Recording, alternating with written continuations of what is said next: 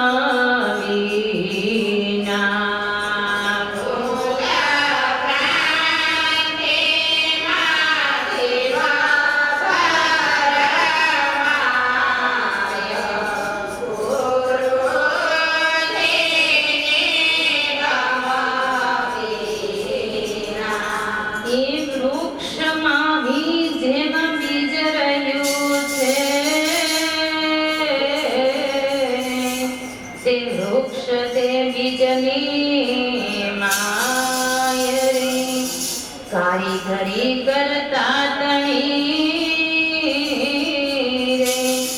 રે એને કોણ વિચારીને જોવે ગુરુજીની ગમાવી ના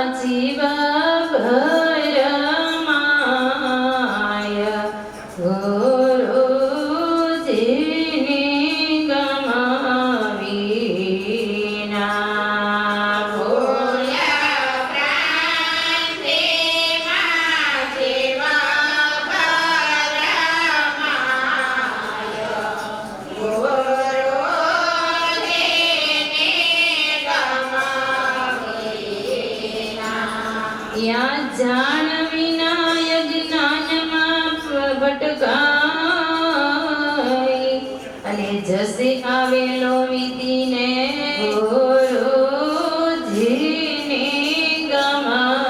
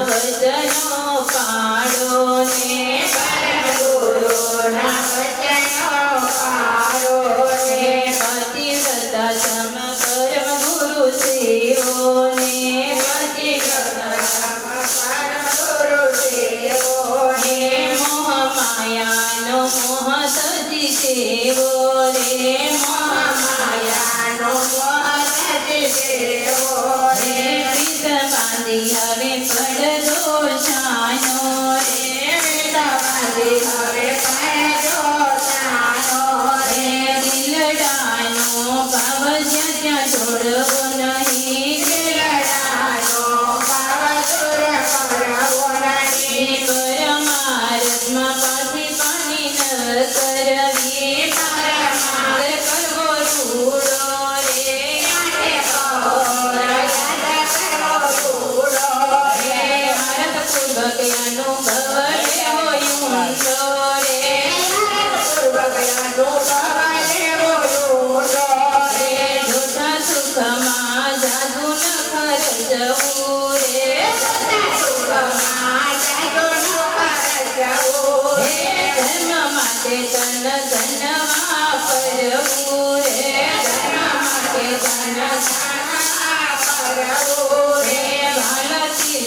કરવું કપાળ મારે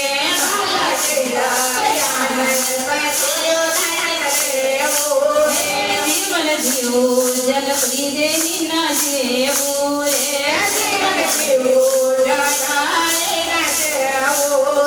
હોશે હોશે સત્સંગ કરવા જાઓ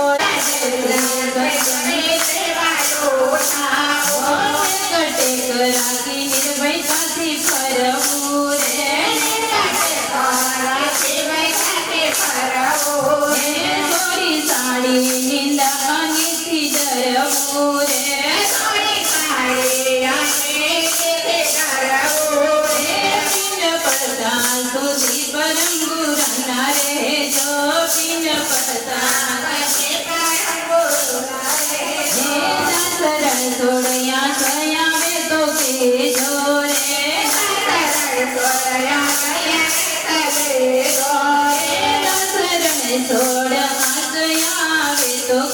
શરણ છોડ આસયા વે તો કે જો મલાયન સોયા ચલી વાત વિચારો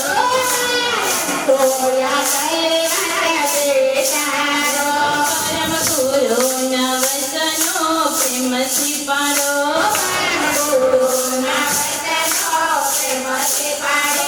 મલાયન સોયા ચલી વાત વિચારો નવો પાડજો રે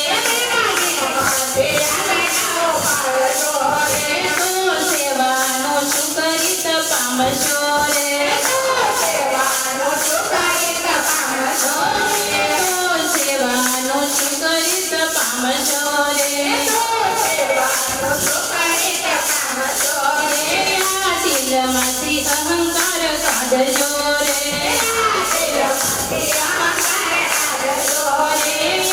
દિલમાંથી માન બળાઈ કાઢજો રે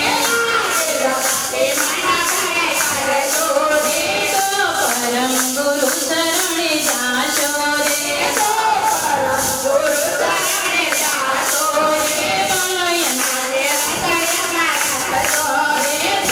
અંતરના પડદા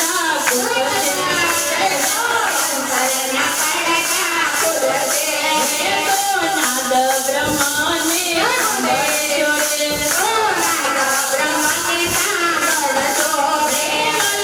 સોયા જલ્દી વાત વિચારો અંતરનો ભેદ જો પામવો હોય તો સેવાનો લાભ ઉઠાવજો રે સેવામાં ગુણ તો અનંત છે સારથ છોડી પરમારથ કરજો રે સારથ છોડી પરમારથ કરજો રે ગુરુ ગમ ગમશો રે ગુરુ ગમ ગતિને પામશો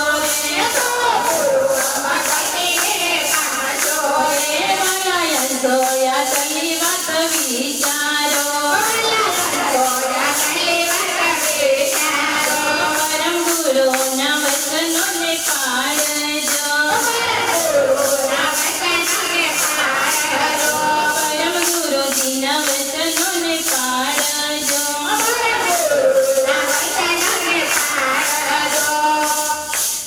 શ્રીમદ સર્વનામ સાગર ભગવાન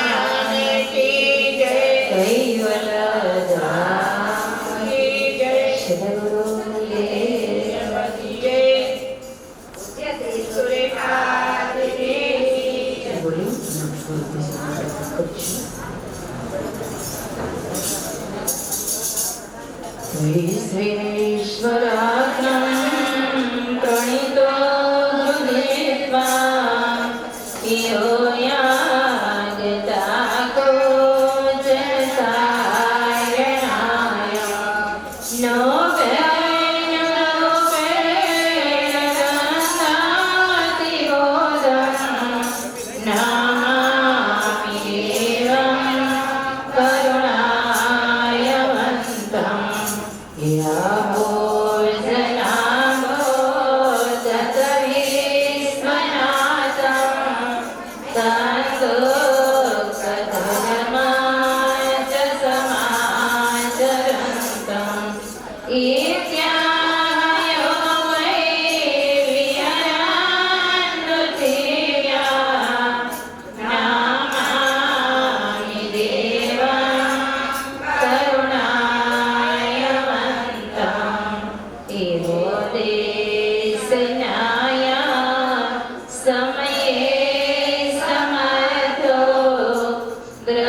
દ્રષ્ટાંત સિદ્ધાંત સમે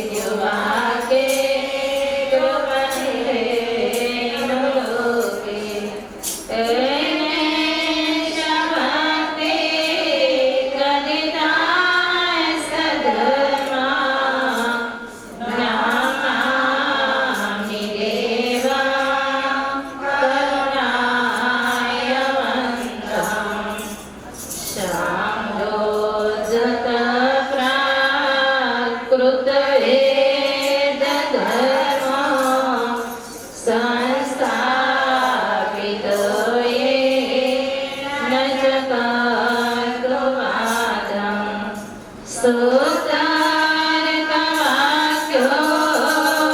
નિહર્ષાં કૃતકો નમામિ દેવં કરુણાયવંતં સદબોધદાય કૃષ્ણબોધગ્રંથા નિરૂપિતો યેન ચ પુણ્યપંથા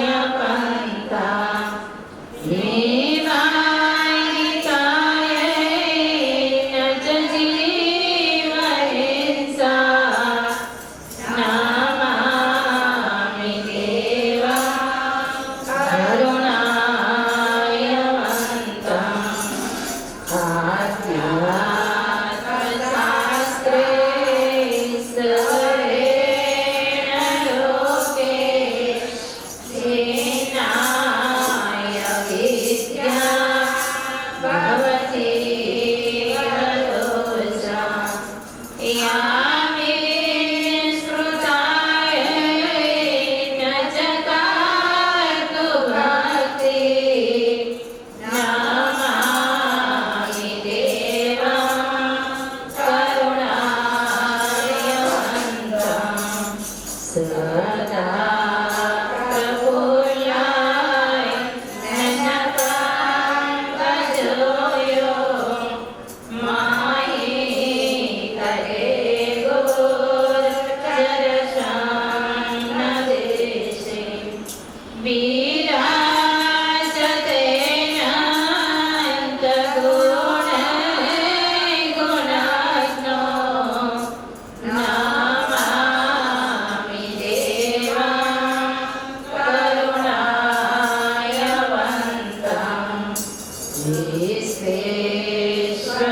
વિશ્વેશ્વરાજ્ઞં પ્રણીતો ગૃહીત્વા યયાગતાકો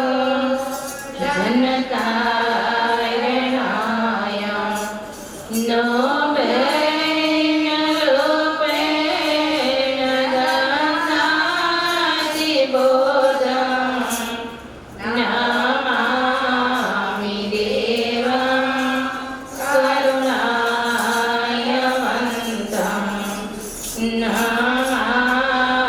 નમામિ દેવં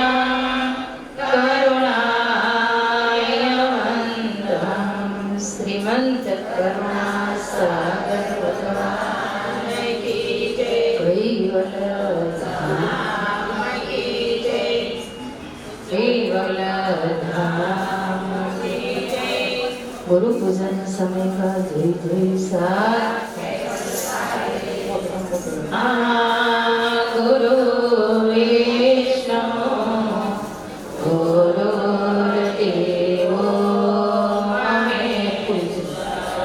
ગુરુર સાક્ષાત પરિબ્રહ્મા તસ્મૈ શ્રી ગુરુરે નમઃ ધ્યાનમૂલં ગુરુ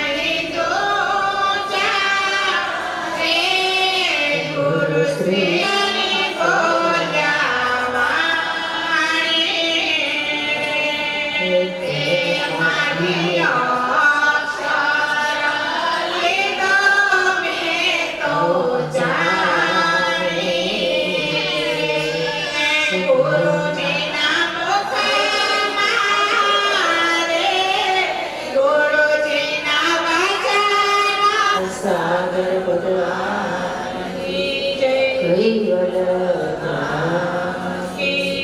સદગુરુ ગુરુ પૂજન વિધિ સમાપ્તિ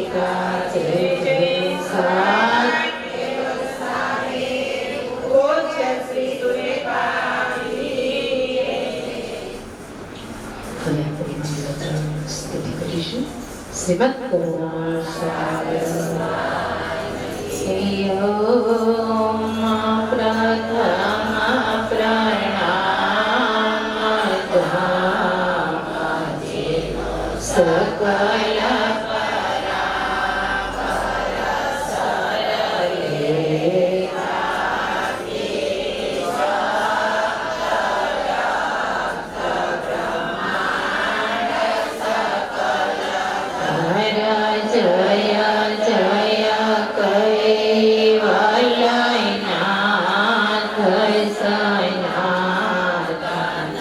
સર્વે કીર્તારણ્ય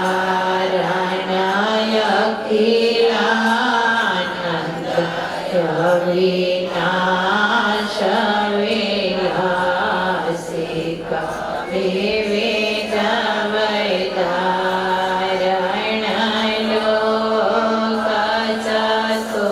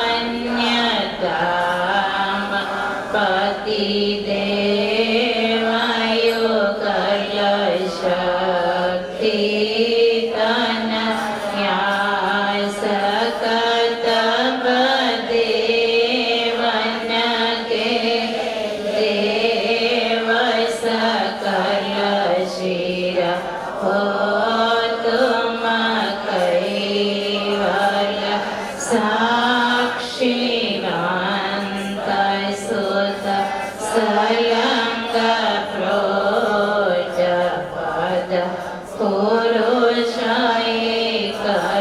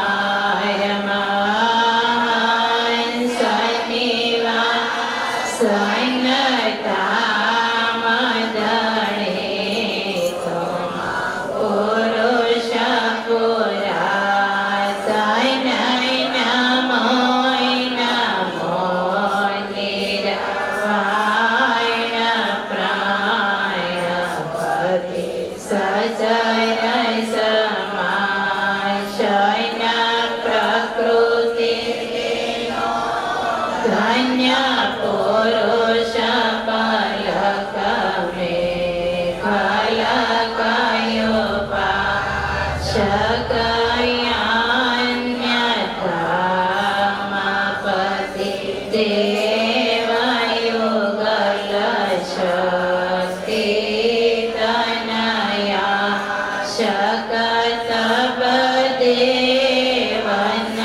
કે દેવ સકલ શિર હો તુમ કૈવલ સાક્ષીવંત સ્વયં પ્રોત પદ પુરુષૈકલમલ જય કરુણામયી ગ્રંથરંત વિદ્યાલગયુધા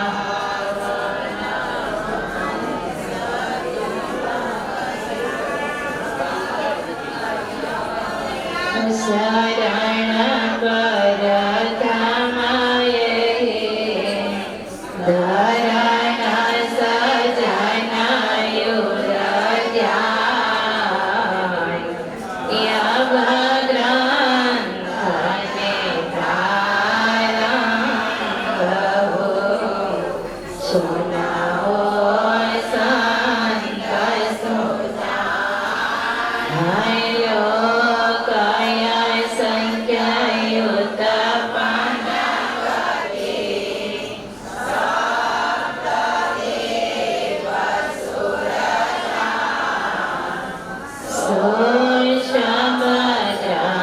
સુષમગ્રંથને પાઘવો વિવિધિવાદ ગુણગ્રામ સકલયા ભિન્ન ભિન્ન ગતે યર્થબોધ શુભશાર કહે કુબેર શાંશે હરન ભવૈ પાય સંશે હરન મતિ શુદ્ધ કરણ દહાન દીર્ઘ ભવયો કૃપા સિંધુ કૈવલ્યતણો લઈ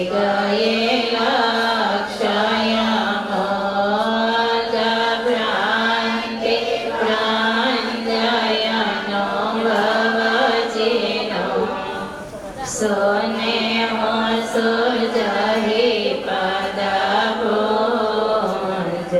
પુરાણ પદ પરમાત્મા મિલહી માલય ગતિ કુંજ યકળપંથય જગોતમત કઠે મુખ ઢણ ગલી માય જેહી જેહી જીવ શરણાગત ભયેવો તેહો ન ભયનાય નિગમ ચતુર ઘટ મત વટે કથે જ્ઞાનયતિ ગોગ પરમ મોક્ષ સમજે નહીં જીવમંદમતિ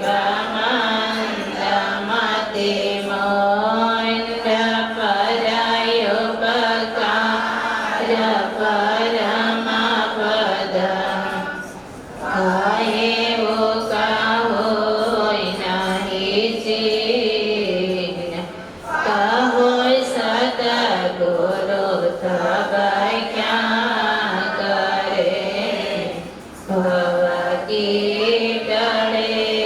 નાવેન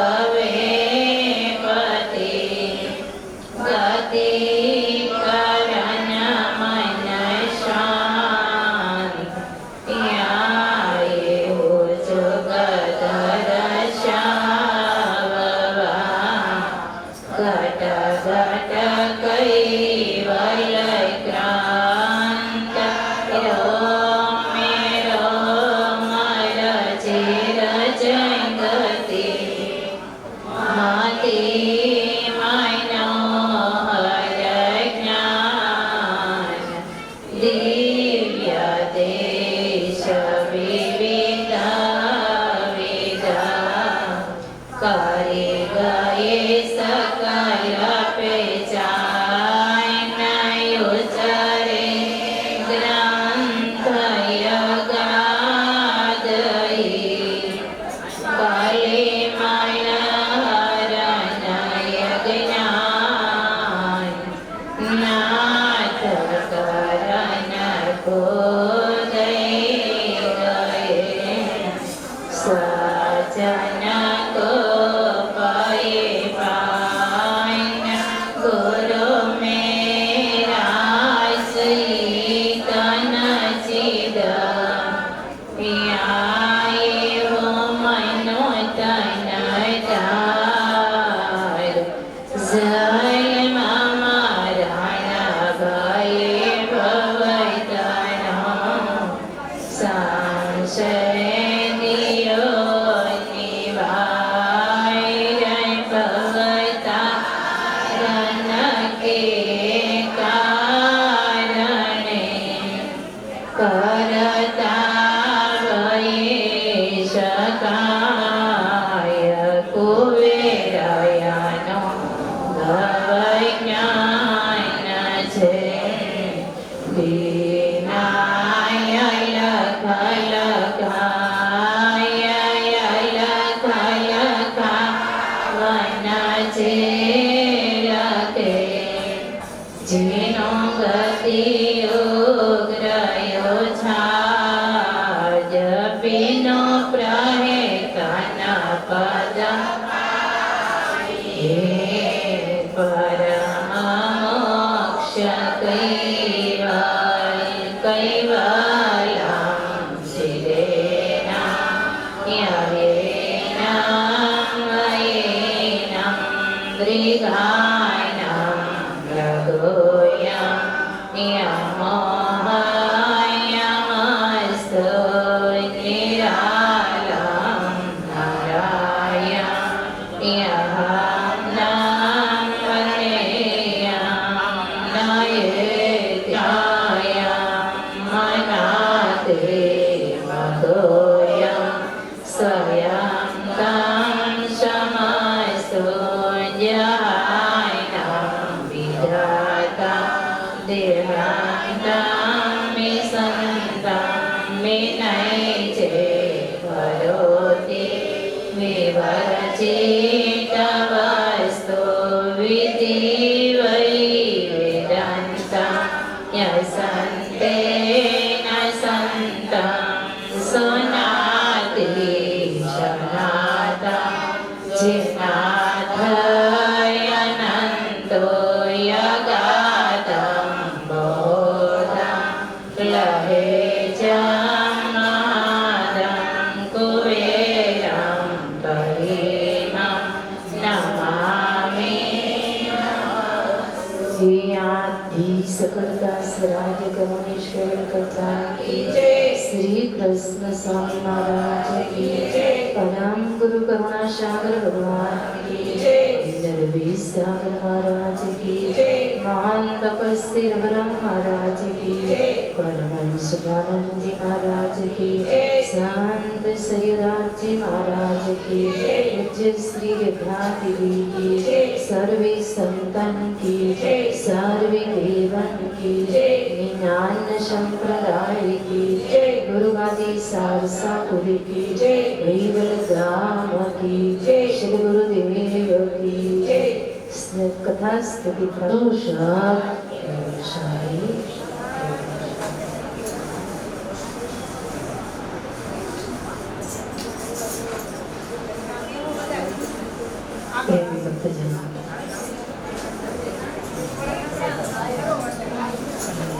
આગળ બેનો જગ્યા ન લાવી એ રીતે મારા રસ્તામાંથી વિસી જવું. હવે આજનો આપણો કાર્યક્રમ જેઠ સુદ 11 પૂનમ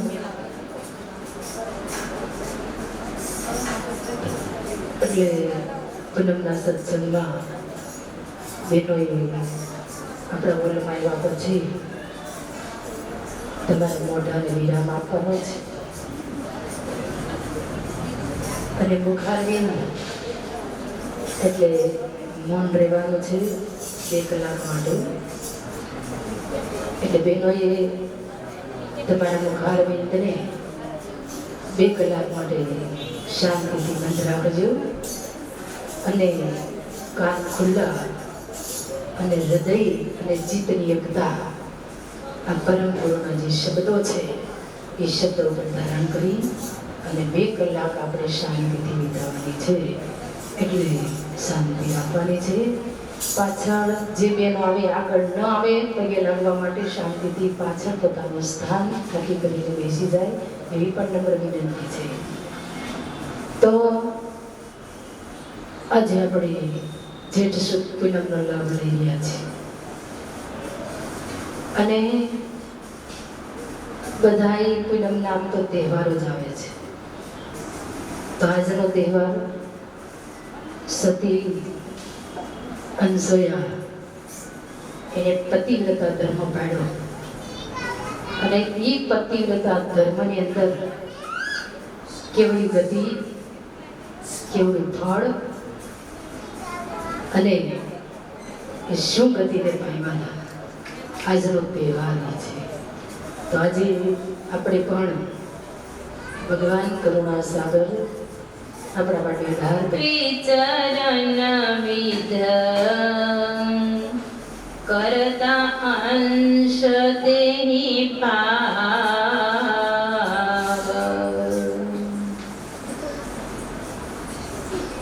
પરમયાનંદ કંદ પ્રત્યેક જીવાત્માના જીવનદાતા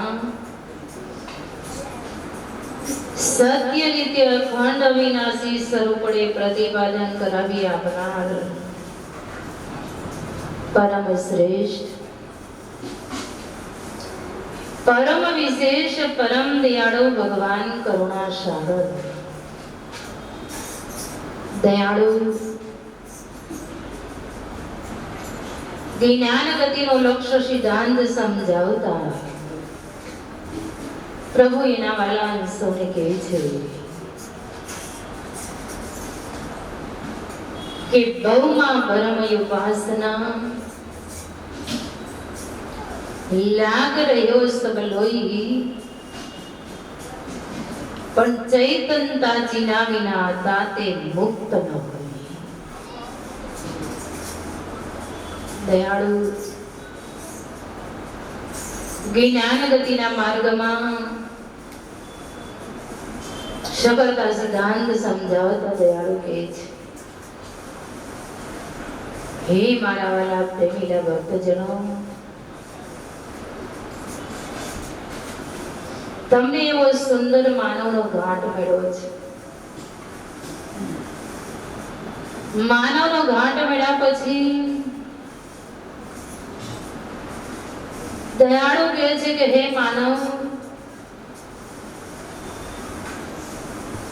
તું એક જ વસ્તુ રૂપી મુદ્દાનો જે લક્ષ્ય અને એક જેને ગુરુગમ રૂપી ગતિ કહેવાય છે. તો હે માનવો, હે મારા અંશો, આ માનવ ગાંઠ મળ્યા પછી ગુરુગમ ગતિ રૂપી લક્ષ્યને તમે વિસરી ગયા છો. એ જ ગુરુગમ રૂપી ગતિ વિશ્વ નિયંતા કરતા કેવલના સાનિધ્યમાંથી, હજુરમાંથી હું તમારા માટે લક્ષ્ય લાવ્યો છું. એવો જે મારો અલૌકિક લક્ષ્ય એ માનવ તનુધારી માનવો જેને ઉરમાં ધારણ કરી શકે તેમ છે. તો એવા માનવ તનુધારી અંશોને નિજ સજાણ જાણનો જે લક્ષ્ય, એ સજાણ જાણનો લક્ષ્ય ત્યારે કે આ ભૂમંડળની અંદર આવી અને માનવ તનુધારી હું જાગૃત કરવા માટે આવ્યો છું. એવા અંશો, એવા માનવો માનવ રૂપી કાયાની અંદર આવ્યા પછી દયાળુ આપણને બહુ ખેદ કરતા દયાળુ બહુ લક્ષ્યગતિ સમજાવે છે. હે માનવ, તને એવો સુંદર એક માનવનો એક ઘાટ મળ્યો, તો એ માનવનો ઘાટ મળ્યા પછી તારી જિંદગી, તારું જીવન દયાળુ કે છે ક્યાં વ્યતીત કરી રહ્યો છે. એવા માનવ ઘાટની અંદર આ મારો અંશ એની અંદર મેં પ્રેરિત કર્યો છે. બધી જ યોનિની અંદર પણ મારા અંશો છે, પણ માનવ રૂપી તનુની અંદર મારો અંશ આવ્યો છે અંતર્વૃત્તિનો. પણ એ પાત્ર એક સુંદર એવું માનવનું મળ્યું છે. એ માનવ તનુનું પાત્રનું મૂલ્યાંકન કરી શકાય તેમ નથી. એટલા માટે એક દયાળુ કહે છે કે હે અંશો, હું તમને નિજ સજાણ જાણ લક્ષ્ય ગતિ સમજાવવા માટે આવ્યો છું. પણ માનવ તનુમાં આવ્યા પછી માનવ શુદ્ધ બુદ્ધ શાંત ભૂલી ગયો છે. હે માનવ, તું મારું લક્ષ્ય ગતિનું જે નિશાન છે, મારી લક્ષ્ય ગતિ છે, એ નિશાન રૂપી તાક અને તું વિસરી ગયો છે. નિજ કરતાના સજાણ જાણની ગતિ એ માનવ ઘાટ મળ્યા પછી એક વિસર્જન થઈ ગઈ છે. દયાળુ કે સજાણ જાણ ગતિ જો મારા અંશોને જો પ્રાપ્ત થાય ને કદાચ ગુરુ ગમ ગતિ રૂપી ગતિ ગમ મેળવીને પ્રાપ્ત કરી લે, તો દયાળુ કે છે માનવ મોટામાં મોટું એક દુઃખ જન્મ અને મરણનું મિટાવી શકે છે. ઈ માનવ કાયા મળી છે, માનવનો ઘાટ મળ્યો છે. પણ ગુરુની ગમ ન જાણી તેને કહીએ પામર પાણી, ગુરુની ગમ ન જાણી. એક ઘાટ મળ્યા પછી તમારું જીવન તમારું ક્યાં વ્યતીત થઈ રહ્યું છે એ માનવ તપાસ કરો. મોટા ભાગનો સમાજ માનવ જીવન રૂપી ઘાટ મળ્યો છે, એની અંદર સુંદર મજાનો શ્વાસ રૂપી પ્રણવ મળ્યો છે. ઈ પ્રણવની આહુતિ માનવ ઘાટથી તમે ક્યાં આપી રહ્યા છો? હે માનવો, તમારો પ્રણવ તમે ક્યાં વાપરો છો? સુંદર પ્રણવ મળ્યો છે, પ્રાણરૂપી જીવન મળ્યું છે. આ પ્રાણરૂપી જીવન મળ્યું છે ને તમારો ને મારો પ્રણવ હંમેશા માટે આ ઘાટ શરૂ છે એટલે દમદોરી શરૂ છે ને દમાય છે. અને ઈ પ્રાણ છે અર્પણ કોને કરવાનો છે? ઈ પ્રાણ ક્યાં સમર્પિત કરવાનો છે? પણ મેન તમે બધા ઈ પ્રાણ એક માયાની અંદર, એક ક્રતની અંદર, એક વૈભવ વિલાસની અંદર સમર્પિત કરી દીધો છે. એ દયાળુ કે છે જે પ્રાણ, એ જે પ્રણવ આ કાયાની અંદર જે દમ દોરી ખેંચી રહ્યો છે, દમ ચાલી રહ્યો છે, એ પ્રાણ તન મન ધન રૂપી પ્રાણ સમર્પિત એક પરમ ગુરુને કરવાનો છે.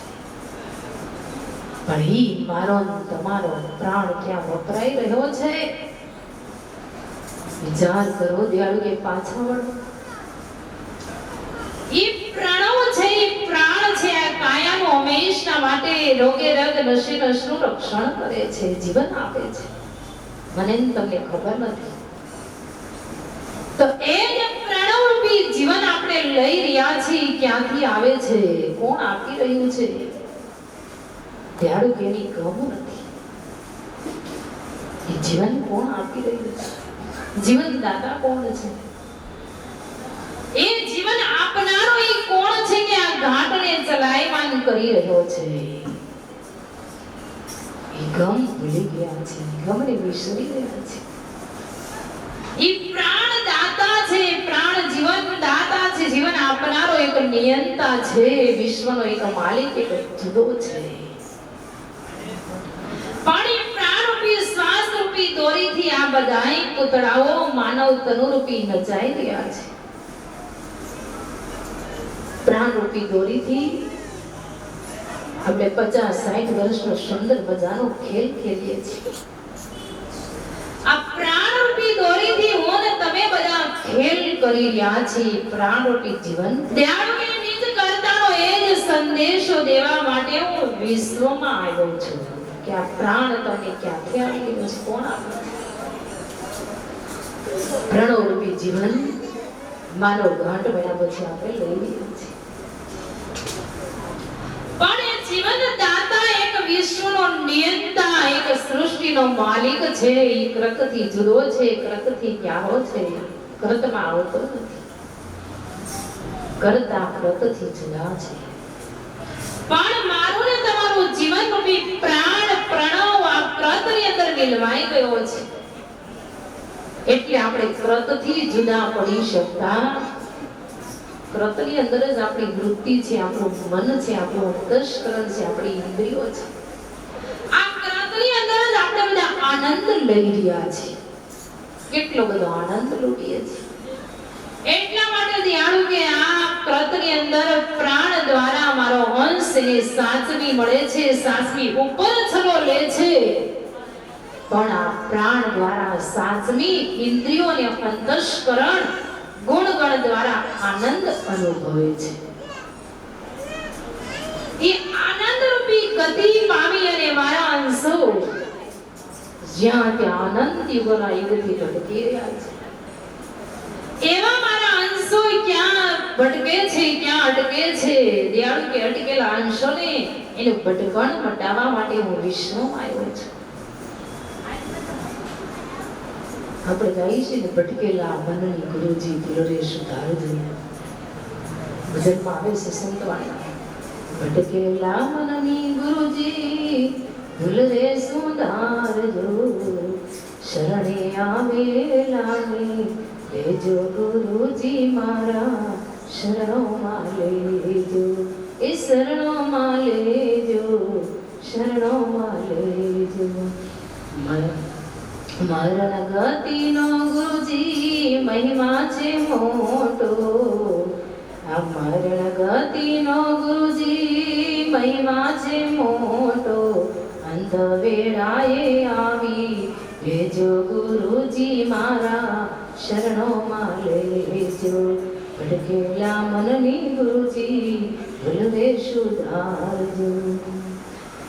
એ સંદેશો કવિજનો આપે છે, મહાપુરુષો આપે છે, એ માનવને જ ઉપદેશ આપે છે, કોઈને નથી આપતા. પણ આ માનવનું વિલાસી મન એક મિનિટ પણ સ્થિર રહી શકતું. એટલે એ કવિ મનને કે ભટકેલા મનની ગુરુજી ભૂલરે સુધારજો. અમારું મન કેવું છે? એટલું બધું પાછલા ભરે છે, એટલું બધું ભટકેલું છે. અને ભટકેલું કેટલું છે ને એનું માપ કાઢી શકાય તેમ નથી. હે ગુરુદેવ, મને શરણોમાં લેજો. મન એક સેકન્ડમાં કેટલા સંકલ્પ કરી નાખતું છે મને તમને ખબર નથી. તમારી ને મારી કાયા આયા ગુરુ શરણે હોય, ભગવાનના શરણે હોય, પણ આ દ્રષ્ટિ પડે ને મન એટલા બધા સંકલ્પ કરી નાખે એનો વાત નથી. એક સેકન્ડમાં કેટલા સંકલ્પ કરી નાખે છે. આ દ્રષ્ટિ પડે છે એટલે મન સંકલ્પ અને વિકલ્પનું કાર્ય કરી નાખે છે. કેટલું બધું ભટકેલું છે. જ્યાં હોય ત્યાં ભટકા કરે, માયામાં, કામમાં, ક્રોધમાં, લોભમાં, અહંકારમાં, માનમાં, બડાઈમાં, જ્યાં ત્યાં બાચકા બળે છે. આ ભટકેલું એક મન આ ગાંઠનું સંચાલન કરે છે. આની ભૂલ કઈ રીતે સુધારવી? ગુરુજીને અરજી કરે છે, હે ગુરુદેવ, આ ભટકેલા મનની ભૂલને સુધારજો. હે ગુરુદેવ, શરણોમાં લેજો. તમારા શરણમાં કઈ રીતે લેશો? કારણ કે આ મન છે અંતઃકરણ દ્વારા ભટકેલું એટલે કહેવાય છે કે એની અંદર કર્મ પડેલા છે. અનંત પ્રકારના મન કર્મ કરે છે એટલે કર્મથી ઢંકાયેલું છે. અને કર્મ કર્મોથી ઢંકાય છે, આ કૃતના કરે છે, વિલાસના કરે છે, મોહ માયાના કરે છે, આ કૃતના જ સંકલ્પ વિકલ્પો મન કરે છે એટલે એને કર્મ કહેવાય છે. અને ઈ કર્મ કરે છે એટલે ઈ ભટકે છે. પણ ગુરુ શરણોની મોજ કંઈક જુદી છે, ગુરુ સાનિધ્ય પદ કંઈક જુદું છે, અને ગુરુની જેને ગમ પામી છે ઈ ગતિ કંઈક જુદી છે. આ મન ભટકે છે. હસરતભાઈ લખ્યું છે આખા મન વિશે એક આખું અંગ વાંચ્યું છે. મન કે હારે હારા મન કે જીતે ચૌદ લોક જીતા. હસરતભાઈ એક આખું અંગ વાંચ્યું છે કે આ મનની ઉત્પત્તિ થઈ ક્યાંથી, એટલું બધું ભટકે છે, એની ઉત્પત્તિ થઈ ક્યાંથી, અને ઉત્પન્ન કરનારો કોઈ ઋષિ તો ખરા ને કે આટલું બધું ભટકાવે છે. આ મનનું કાર્ય તો તમે જુઓ, ઘડીકમાં હરખ કરતું હોય, ઘડીકમાં મોહ કરતું હોય, ઘડીકમાં આનંદ કરતું હોય, એ જ મન પાછું ઘડીકમાં ક્રોધ કરે છે, ઘડીકમાં અહંકાર કરે છે, ઘડીકમાં માન મેળવે છે, ઘડીકમાં બડાઈ કરે છે. આ મનની કેટલી બધી વેગ છે. આ ગાંઠની અંદર આ મનનું જ બધું ચાલે છે. મારું તમારું કઈ ચાલતું મનનું ચાલે છે. એટલે મન કેટલાય કર્મ કરે છે, અને કર્મ અને કિચડથી ભરેલું આ મન ભટકા કરે છે. ક્યાંય શાંત સ્થિર થઈને બેસી શકતું, કારણ કે એની અંદર કર્મ છે. અને ઈ કર્મને જ્યારે બાળવા હોય, કર્મને બાળીને જ્યારે ભસ્મ કરવા હોય કે મન સ્થિર થઈ જાય. એવા ઘણા ભક્તજનો આવે છે કે મારા મનને સ્થિર કરી દો ને, બહુ ભટકે છે. કેટલાય ભક્તો એમ કહે છે મારું મન બહુ ભટકે છે. હવે ભટકેલા મનને ક્યારે સ્થિર કરી શકાય? તો નારાયણદાસ મહારાજ એ ભટકેલા મનને ખીલે બાંધવાનો એક રસ્તો બતાવે છે. એ પેલા તમે અપનાવી લો કે છે. એને અપનાવવું હોય ને તો પેલો રસ્તો નારાયણદાસ મહારાજ કે હું તમને બતાવું છું. નારાયણદાસ જ્યારે પરમ ગુરુના શરણોમાં ગયા, ચરણની અંદર ગયા પછી નારાયણદાસ મહારાજે કીધું કે હવે બહેર કરો, કે સેવા સમરણે હું તમારું ધ્યાન કરું, મને બહેર કરો. મહેર કરીને બોલી આ ભટકેલા મનને ઠેકાણે રાખવું હોય તો પ્રથમ પગથિયું નારાયણદાસ મહારાજે બતાવ્યું છે સેવા, સમરણ, અને પછી ધ્યાનનો યોગ બતાવ્યો છે. પહેલા સેવા કરવાની છે, અને આપણે ભજન કહીએ છીએ સેવા સેવામાં ઘણો ફેર છે રે, સેવા કોને કહેવાય જો, આ સેવા સેવામાં ઘણો ફેર છે રે, સેવા કોને કહેવાય જો. કોને સેવા કરી હતી? મીરાબાઈ છે. બાળપણ મીરાબાઈનું હતું, સેવા સબરીબાઈની હતી. બાળપણમાં ઘણો ફેર છે. બાળપણ કોને કહેવાય? યુવાનીમાં ફેર છે. યુવાની કોને કહેવાય? ગડપણમાં ઘણો ફેર છે. આ ગડપણ કોને કહેવાય? ગડપણમાં સબરીએ સેવા કરી હતી. કોની કરી હતી?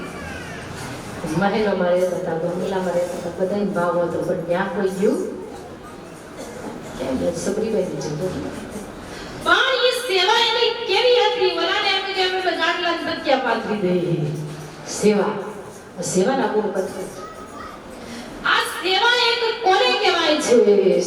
સેવામાં ઘણો ફેર છે. સેવા તો કોને કહેવાય? સેવા કોને કરી? રામજીની સેવા હનુમાનજીએ કરી હતી. તમે જુઓ, હનુમાનજીએ રામની સેવા કરી, સાક્ષાત એના સાનિધ્યમાં. અને ઈ સેવા કેવી છે ને, સેવા કર્યા પછી સીતા માતાએ કીધું કે આ બધાય આટલી બધી આપણી સેવા કરે છે, શુક્રી છે, વાલી છે, બધાય કેટલા બધા આપણી સેવા કરે છે. હવે આ બધાય સેવા કરે છે એટલે આપણે એને કઈક ઇનામ વિતરણ તો કરવું જ જોઈએ. એમને કશું ચાલે? કેટલી બધી સેવા કરે છે, હાથ કરે, દોષ કરે, આટલી બધી સેવા કરે. સીતા માતાએ તો પકડી, રામે કીધું સેવાના માટે તારે એક આપું તો કે હા મારે આપવું છે. તો સીતા માતાએ હઠ પકડીને પછી બધાય ભક્તોને બેસાડ્યા. રામને બેસાડ્યા, વાલીને, સુગ્રીવને, ગરુડજીને, આમાં બધાય જ્યાં જ્યાં રસ્તામાં સેવા કરતા ગયા રામને બધાને બોલાવ્યા. મીટિંગ કરી. મીટિંગ કર્યા પછી સીતા માતાએ કીધું બધાને આપણે અથાયોગ્ય દાન આપવાનું છે. બધાને સેવાના ગુણ જોઈ જોઈને બધાને દાન આપવા માંડ્યા. કોઈને ફૂલ ને કોઈને ફૂલના હાર ને કોઈને કંઈક ને કંઈક બધી વસ્તુ બધાએ સ્વીકારી દીધી. છેલ્લે એક હનુમાનજી બાકી રહી ગયા કે હવે પરમ ભક્ત હનુમાનજી, હવે એને બહુ સેવા કરી. એવી સેવા કોઈ કરી શકે? બહુ સેવા કરી શકે. તો સીતા માતાએ કીધું કે સોનાની જે માળા છે મણિકાની, અને મારા ડોકમાં પેલી આ આપણે હનુમાનજીને આપી શકાય એવી સેવા જેવી તો કોઈ સેવા જ નથી. એટલી સેવા એ કરે છે. તો કે માળા આપીશ? તો કે હા. સીતા માતાએ સોનાની માળા હતી અને માતાજી હનુમાનજીને ડોકમાં પહેરાવે છે. હનુમાનજી ડોકમાં પહેરાવી એટલે હનુમાનજી વિચાર કરવા લાગ્યા, જોવા લાગ્યા એટલે એક એક આમ મળી પેલા ફેરવી દાંતે કચડ કરે ને એક પારો તોડે. એમાં જોવે તો કઈ નહીં, બીજો પારો તોડે, એ તોડી પાછો ફેંકી દે, ત્રીજો તારથી તોડે, ત્રીજો ફેંકી દે. સીતા માતા જોયા કરે, હા મેં નાની માળા આપી છે, એક એક મણી કોઈના મોઢામાં લે છે અને પાછો કચડ કરી પાછો ફેંકી દેશે. હોનાની છે. હા વાંદર જાય હનુમાનજી, અને મારું આટલી બધી હોનારી માળા મારું મૂલ્ય કદ નહીં. હનુમાનજી બોલતા જાય, જ્યાં રામ ત્યાં મારું રામ, જ્યાં રામ ત્યાં મારું. આમાં તો મારું રામ દેખાતો. એને તો રામનું કામ હતું, કશું કામ હતું નહીં. રામ ન દેખાય એટલે પારો ફેંકી દે, રામ ન દેખાય એટલે મારો રામ દેખાતો નથી. એટલે એના માટે તો રજ હતી, માટી હતી, ધૂળ હતી, એના માટે હોનું નહોતું. એને કશું દેખાતું. એને તો શું હતું? સેવાનો ભાવ હતો. એને લેવાનો ભાવ નતો, સેવાનો ભાવ હતો. એટલે કહ્યું છે સેવા સેવામાં ઘણો ફેર છે રે. સેવા કોને કહેવાય? જો કોને કહેવાય? સેવામાં ઘણો.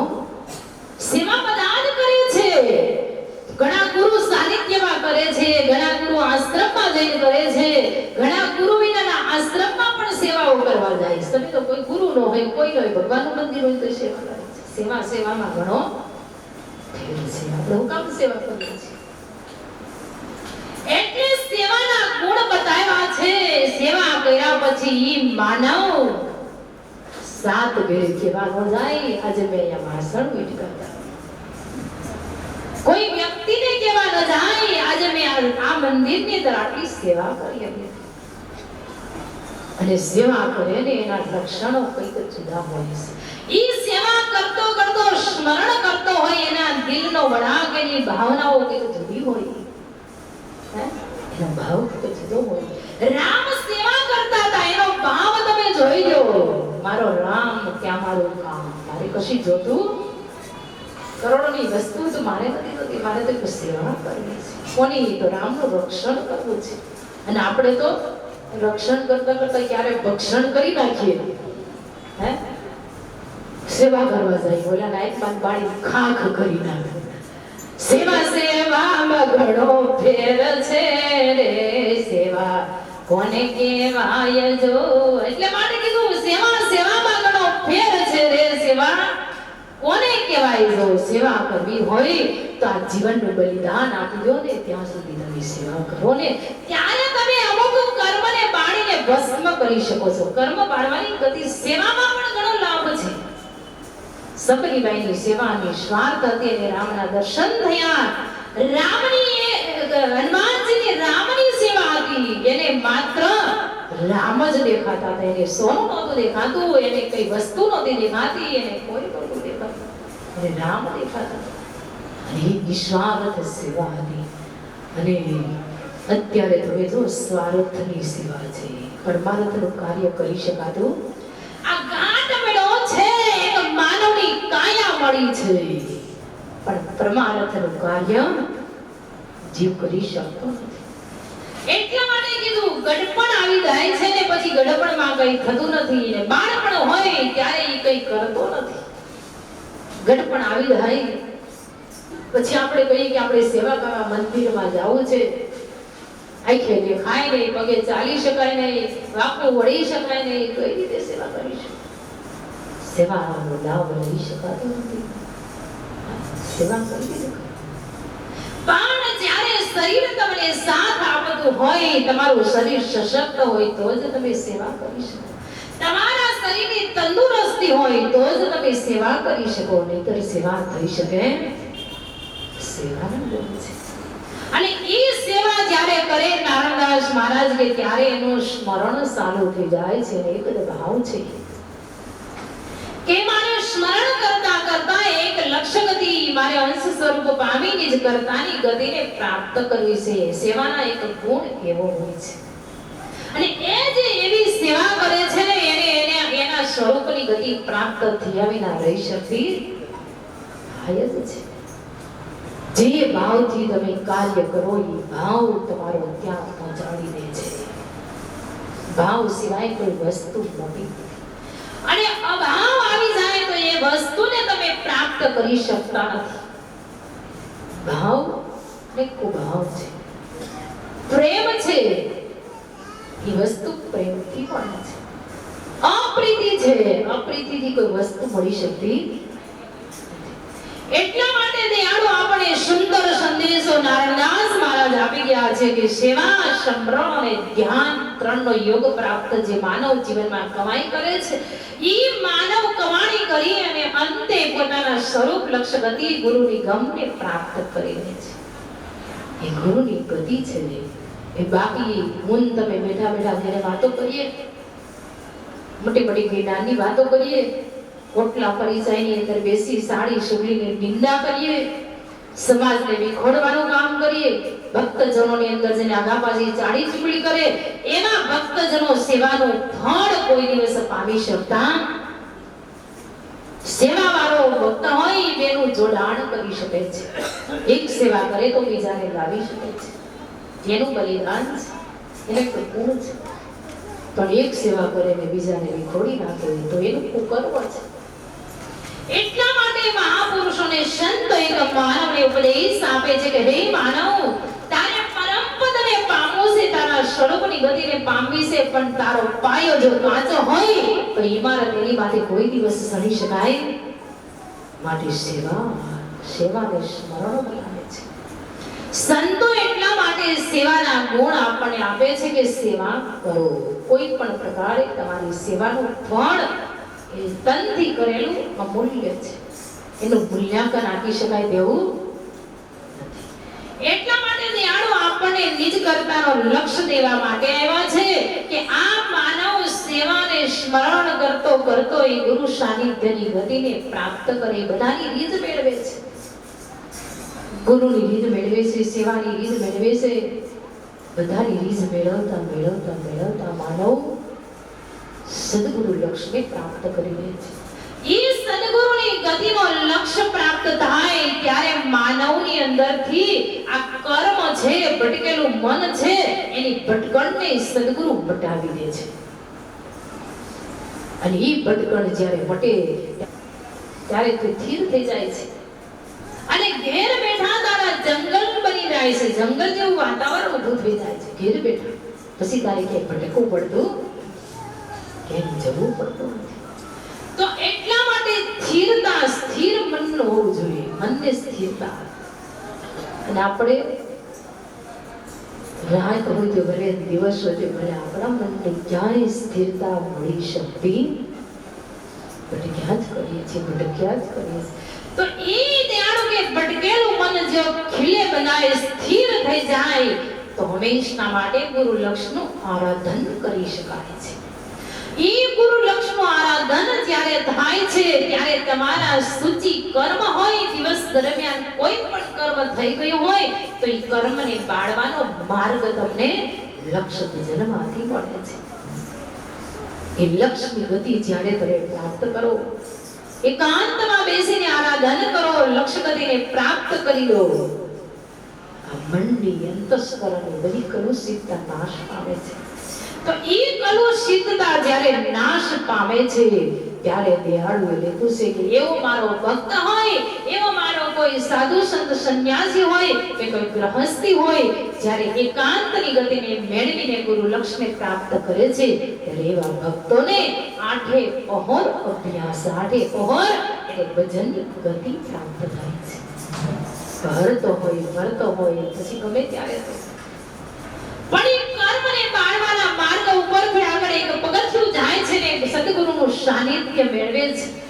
પછી એને આઠે પહોર એને ભજનની લહેર હોય છે. ઈ ગુરુની ગમ મેળવી લે છે, ગુરુની ગતિને પ્રાપ્ત કરી લે છે ને એટલે દયાળુ કહેશે હંમેશના માટે પછી એનો આનંદ, એની મોજ ધ્યાન ક્યાં કૃતની નથી, વૈભવ વિલાસની નથી, પણ એક ગુરુની ગતિ પ્રાપ્ત કર્યા પછી આઠે પહોર એને નિજ સજાણ સ્વરૂપની ગતિનો આનંદ હોય છે. એ આનંદનું વર્ણન થઈ શકે તેવું સજાણદાર લક્ષ્યગતિ છે. એ ગતિના આનંદનું વર્ણન મારા મુખથી કરી શકાય તેવું નથી. એ ગુરુ ગતિ છે.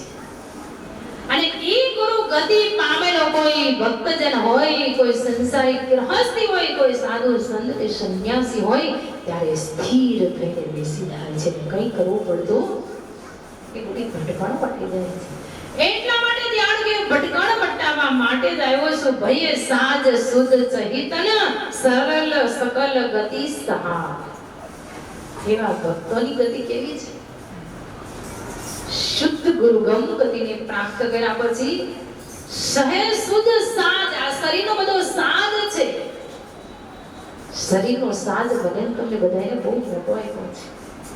કારણ કે આ ઘાટ કેટલો બધો સુંદર નિયંતાએ આ ઘાટ રૂપી સાજ નિયંતાએ મુંદ બીજગના અંકુરમાંથી એટલો બધો સુંદર મજાનો ઘાટ પૈ મોટો કર્યો છે. ઈ ઘાટની અંદર આ બીબાની અંદર અંશ તો મેલો છે. એની અંતર્વૃત્તિનો અંશ અહીંયા પ્રેરિત તો કર્યો છે. પણ આ અંશની સાથે દયાળુ કે મેં કેટલી બધી સમૃદ્ધિઓ આપેલી છે. અંશને પાછો મને ના મોકલો. આ અંશને જ્યારે મારી અંતર્વૃત્તિનો અહીંયા આ બાજુ આવીને દયાળુ કે છે આ ઘાટની અંદર મોકલો છે ત્યારે એને સમૃદ્ધિ આપી છે. નિજ કરતા ઘરે જવાની પરવાનો મળી શકે એવી સમૃદ્ધિ આપી છે.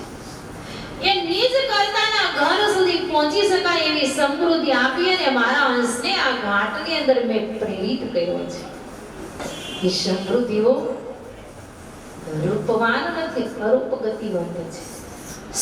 અંશ સ્વરૂપની ગતિનું જો કોઈ માપ કાઢી ન શકતું હોય તો એની સમૃદ્ધિ પણ મહાન આવી છે. ઈ સમૃદ્ધિનું સાજ સાથે આયા અંશને આ ઘાટની અંદર પ્રેરિત કર્યો છે. ઈ સાજનો દયાળુ કે તારે આ બાજુ આવી માત્ર નિર્ણય જ કરવાનો છે અને નિર્ણય કર્યા પછી તારે પાછું વળી જવાનું છે. ઈ સાજરૂપી ગતિને પ્રાપ્ત કરી અને મારી અંતર્ગતિનું સ્વરૂપ સુધી પહોંચી જવાનું છે. ઈ સાજ મેં તમે બધાએ 10 ઇન્દ્રિયો દ્વારા આ સમૃદ્ધિઓને આ જગત વ્યવહાર પક્ષની અંદર ખર્ચી નાખી છે.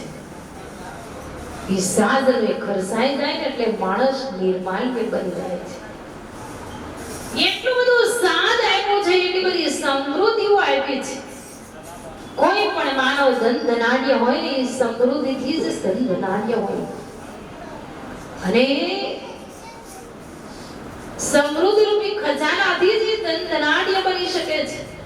પણ એ સમૃદ્ધિ રૂપી ધન ધનાઢ્ય ખજાનો કોઈ લૂંટી જાય ને ત્યારે માનવ સમૃદ્ધિ વિનાનો કહેવાય છે, પૈસા વિનાનો કહેવાય છે, ધન વિનાનો કહેવાય છે. અને ધન વિનાના માણસની ગરીબી કહેવાય છે. ઓલો મોટો મહાન કહેવાય છે. આ તો બહુ પૈસા, આ એકદમ ગરીબ માનવ છે. એ વડિયાળું કહે છે આ તમે ગરીબી ભોગવો છો, તમને સમૃદ્ધિઓ આપી છે અને ધન ધનાઢ્ય બની શકો એવી લક્ષ્ય ગતિ મેં આપી, આ સમૃદ્ધિ આપીને એ મોકલા છે. પણ તમે ગરીબ બની ગયા છે, નિર્માલ્ય બની ગયા છે. એ જ સમૃદ્ધિ દયાળુ કે છે મારા હંસને આપી સમૃદ્ધિ દ્વારા જ મારા પતિને મળી શકાય. લાવ લશ્કર ન હોય તો યુદ્ધ ન કરી શકાય. લાવ લશ્કર હોય તો આપણે યુદ્ધ કરી શકીએ ને યુદ્ધ કરીએ તો જીત મેળવી શકાય. લશ્કર ન હોય તો યુદ્ધ ન મેળવી શકાય.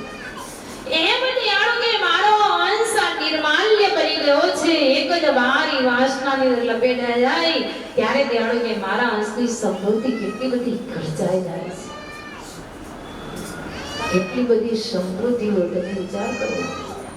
આ સમૃદ્ધિ આ બાજુ આવીને મારો હંસ એક જ વાર આ વાસનાની અંદર ઓળંગી જાય ને ત્યારે એની સમૃદ્ધિની કેટલી બધી નિર્માલ્યતા આવી જાય છે.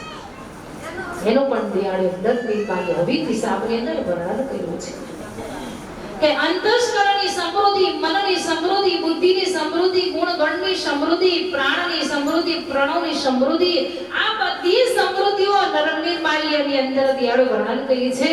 કેટલી બધી એને સમૃદ્ધિઓ આપી છે. અને આ સમૃદ્ધિ જે બચાવી શકે, કારણ કે બાપ કમાતો હોય પણ દીકરો ઉડાવ્યા કરે તો સમૃદ્ધિ ન વધે, પૈસા ન વધે. પણ એ જ સમૃદ્ધિ બાપાએ મેળવી હોય ને દીકરો બચત કરતો હોય અથવા કંઈક ધંધો કરતો હોય, સારો ધંધાના જમાવટ કરતો હોય તો એમાંથી પાછી હજારો ગણી પરિપક્વ કરી શકે. અને એ હજારો ગણી પરિપક્વ થાય છે, નહીતર પછી ઉડાડા જ કરે તો પરિપક્વ થાય સમૃદ્ધિ વાળો થાય. એથી જવાનું થાય ને ત્યારે આવ નિર્માલ્ય થઈ જાય. પણ જેની બચત કરી છે, જેની સમૃદ્ધિને પરિપક્વ કરી છે, જ્યારે અહીંથી જવાનું થાય ને ત્યારે એ અંશ આનંદથી ને ખુશીથી થાય છે. એને ખબર છે હું તો કંઈક કમાઈને આવ્યો છું, વાપરી નથી આવ્યો. હે બાપા, હે પિતા, તમે આપ્યું તું આ સમૃદ્ધિ, સમૃદ્ધિ તમારી પાસે લઈને આવ્યો છું, વેડફી નથી આવ્યો. એ સમૃદ્ધિ આપણા પિતાએ આવીને આ બાજુ અંશને પ્રેરિત કરેલી છે. એ જ સમૃદ્ધિ પાછા આપણા પિતા સાથે લઈને જ્યારે ફરીથી બચાવીશું, એ બચત કરીને પિતાને મળી શકાય, નહીતર એ સમૃદ્ધિ વિના પતિને મળી શકાય.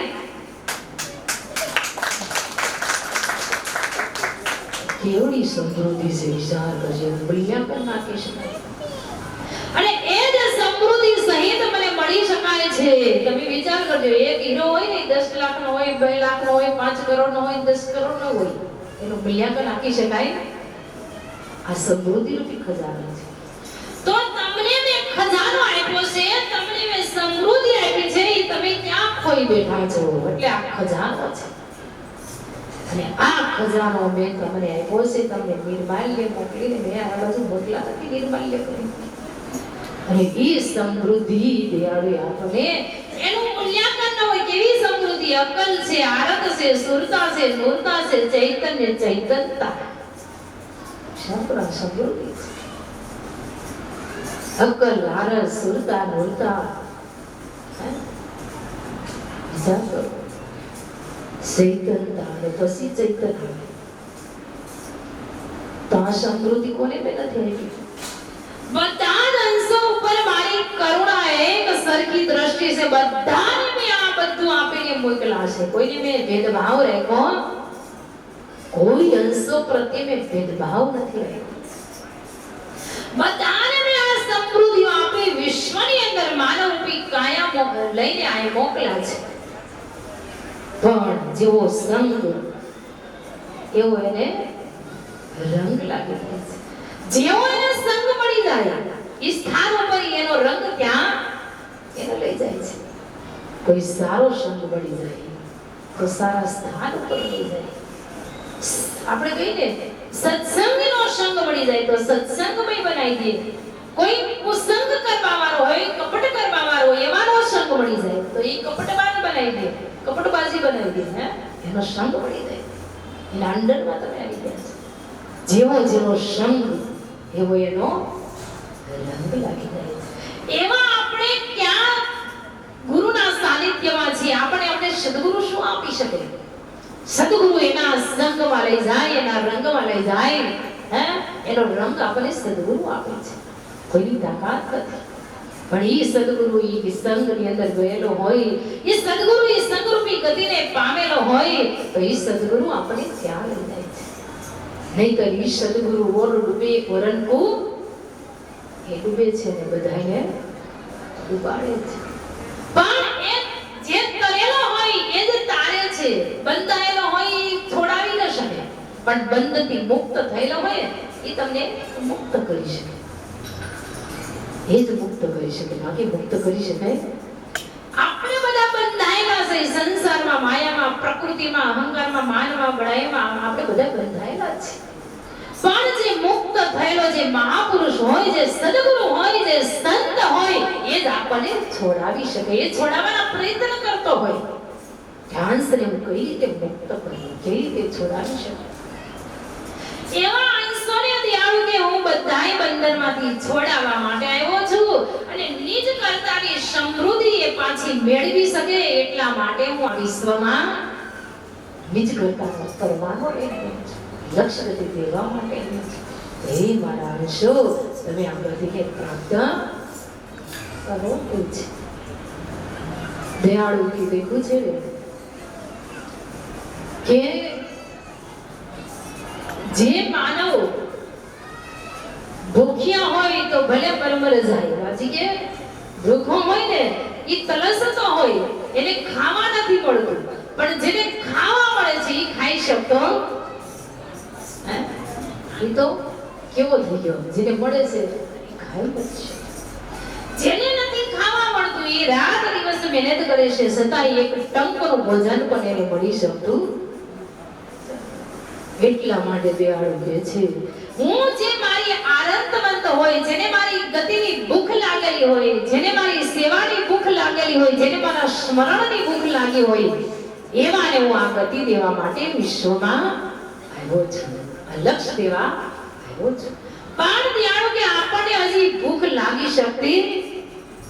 ભૂખ તો મને તમને લાગી છે, માયાની લાગી છે, આ પ્રકૃતિની, આ તત્વની, આનંદની, વિલંબની, વૈભવની, રડવાની, ફરવાની લાગી છે, પણ હજી ઓલી લાગી. ઓલી ભૂખ ક્યારે લાગશે? જગાડવાની છે દયાળુ. એટલા માટે દયાળુ કે છે આ ભૂખ ભાંગવા માટે હું આવ્યો છું કે માયાની, પ્રકૃતિની, આશાવાદની, તૃષ્ણાવાદની આ બધી જ ભૂખ ભાંગી નાખે એવો તમારા માટે હું લક્ષ્ય આવ્યો છું. તો એ ભૂખ ભંગાવવા માટે હું વિશ્વની અંદર આવી ઊંડી જ કરતાનો સંદેશો મારા અંશોને દેવા માટે આવ્યો છું. પણ મારા અંશો વિસરી ગયા છે ને ભૂલી ગયા છે. આજથી નહીં, ત્યારે કે અનંત યુગોના યુગ વીતી ગયા, કલ્પના કલ્પ વીતી ગયા, પણ મારો એક પણ અંશ પુનઃ આવીને મને મળી શકતો નથી. ક્યાં અટવાઈ ગયો છે? મારા અંશને એના અંશ સ્વરૂપ, એના માલિક અંશી છે, એનું સાનિધ્ય કેમ મળતું નથી? એની સ્વજાતિના છે, એને ઉત્પન્ન કરેલા છે, અને એ જ માલિકની તમને ગતિ જ્ઞાન આપવું છે. એ માલિકને જ તમારે મળવાનું છે, બીજી એમાં કોઈ ભાંજગડ છે પણ એને મળી શકાતું નથી. એટલે પડદાઓ આડા છે. કેટલા બધા પડદાઓ છે, કેટલા બધા આવરણો છે. હું તમે ઢંકાઈ ગયા છીએ, આવરણ હટી શકતું નથી ને આપણે એને પુનઃ મળી શકતા. એ આવરણ ક્યારે હટી શકે? એ આવરણનો પડદો છે, એ પડદાને હટાવવા માટે દયાળુ કે છે એકમાત્ર સદગુરુની સિનગારી છે, એની ગમ છે. એ સદગુરુ આપણને એનું સાનિધ્ય મેળવાવી દે તો એ પડદો એક પલવારના આંખના પલકારાની અંદર હટી જાય એમ છે. પણ હું તમે બધા કર્મ અને કિચડને માયાથી ગળા સુધી ઢંકાયેલા છે. એટલા બધા પડદાઓ છે. ઈ માયાની અંદર અનંત યુગોથી રગડાઈએ છીએ અને અનંત યુગોથી ભટકીએ છીએ. જે ભટકણ મટાવવાની આરત કે વ્રેહ મને તમને અંતરપટમાં લાગ્યો નથી. પાનબાઈ કે ને અંતર ભીંજાય વિના ઉભરો પાનબાઈ અંતર ભીંજાણું નથી. કારણ કે આપણા માટે સંતો મહાપુરુષોએ કેટલાય જ્ઞાનનું કથન કર્યું છે, કેટલી કથાઓ કાને સાંભળી છે, કેટલા સત્સંગો સાંભળ્યા છે, પણ એક શબ્દ હૃદય પટની અંદર લાગેલો હોય કે હૃદયની અંદર આપણે લઈને ગયા હોય કે શા માટે લઈને જવાનું છે? મોક્ષ માટે, પોતાના સ્વરૂપ માટે. અને સંતો આપણને એમાંથી છોડાવે છે, પણ એ હજી આપણે હૃદય પટની અંદર ધારણ કર્યો. પણ હૃદય પટની અંદર જીવ શું ધારણ કરે? આઘા, પાસી, સાડી, સુગલી, ખંડ, પણ અપશબ્દ કોઈ જીવને કહી દેવામાં આવે તો કેટલાય યુગો સુધી ધારણ કરી રાખે અને એને વાગોળા કરે, પણ એ પાછો અંતરપટમાંથી નીકળી જતો જીવે ને ત્યાં સુધી આ બુદ્ધિ ભૂમિકામાં ફિટ કરી દે છે. અને એ અપશબ્દ કે અવગુણ એમાં ફિટ થઈ ગયો હોય એ પાછો નીકળી શકતો ઈ વ્યક્તિ હમો આવે એટલે તમને તરત ખબર પડે કે આને મને આવું કીધું હતું, હવે આની આરેમાં એનો ચહેરો બદલાઈ જાય, એનું રૂપ બદલાઈ જાય અને એની અંદર તમને ક્રોધ આવે છે. તમારો પ્રિય વ્યક્તિ આવે, તમારો પ્રેમાળ વ્યક્તિ આવે તો તમારો ચહેરો બદલાઈ જાય છે. હે આ ગુણ ને અવગુણ છે, આ લક્ષણા છે. અને આ જ લક્ષણાઓ આ બુદ્ધિ ભૂમિકાની અંદર પથરાયેલી છે. ક્યાં પથરાયેલી છે નક્કી થતું, ક્યાં ધારણ કરીને મૂકી છે. ઈ પટ કેવો છે એને આપણે ઓળખતા. કેટલી કથાઓ સાંભળી છે પણ કથા મારા ને તમારા હૃદયમાં કોઈ દિવસ ફિટ થાતી એટલે આપણે આપણા સ્વરૂપ સુધી પહોંચી શકતા નથી. સ્વરૂપની વાતો સાંભળી છે, તત્વનું પંચીકરણ સાંભળ્યું છે, પંચસંવેદને સાંભળ્યા છે, એક ભાગ ત્યાંની લક્ષણાઓ કરી દીધી છે, પણ આપણા સ્વરૂપ સુધી હજી પહોંચી શકાતું કરણ છે. આખું પંચીકરણ અને ભાગ ત્યાગની લક્ષણાઓ કરેલી છે. આટલા ભાગ આયા પોલખાન, આટલા ભાગ આયા પોલખાન, આયા પોલખાન, ગાંઠમાં પોલખાન છે. ઈ બધી ગાંઠના તત્વની લક્ષણાઓ પોખેલી છે. પણ ઈ લક્ષણાઓ પોગી છે એટલે જેને જે લક્ષણાઓ આપી છે, કોઈને અહંકાર વધારે આપ્યો છે, કોઈને માન બળાઈ આપ્યો છે, કોઈને ક્રોધ વધારે આપ્યો છે, કોઈને તમે જો સ્થિરતા, કોઈ માણસને તમે એવું બધું એને ક્રોધ આવે. આ બધી આ શરીરની તત્વોની ગોઠવણ છે. એમાં કશું લેવાનું તત્વો કાર્ય કરે છે. પણ એમાં ભાગ ત્યાગ પંચીકરણ વિભાગ બતાવ્યો. આપણે કથાઓ સાંભળી પણ આપણું સ્વરૂપ કેમ મેળવી શકતા, એનું સુખ કેમ નથી મળતું, ઈ કેમ હૃદય પટમાં નથી જાતું, બધું જ જાય છે. બે બેનો પાડોશમાં ખટપટ કરતી હોય ને ત્રીજી ભીતે કાન દઈ સાંભળતી હોય. કેટલું જીવનપૂર્વક સાંભળે છે. કાલે મને આમ કીધું તું તો આજે મારે એને આમ ચિત્તને એકાગ્ર કરી દે છે, એને સુરતાને ત્યાં લગાવી દે છે અને જ્યાં વાતો કરતી હોય ત્યાં બધું લઈ જાય છે ને ગાંઠ આયા પડ્યો હોય ને પાછું ત્યાંથી સાંભળીને આવી આવે. આ કેટલી એકાગ્રતા છે. આટલી એકાગ્રતા કથામાં સત્સંગમાં જો હોય તો તમારા હૃદયમાં કથા આવી જાય કે ના આવી જાય. પણ આટલી આરત પહેલામાં છે કે આમાં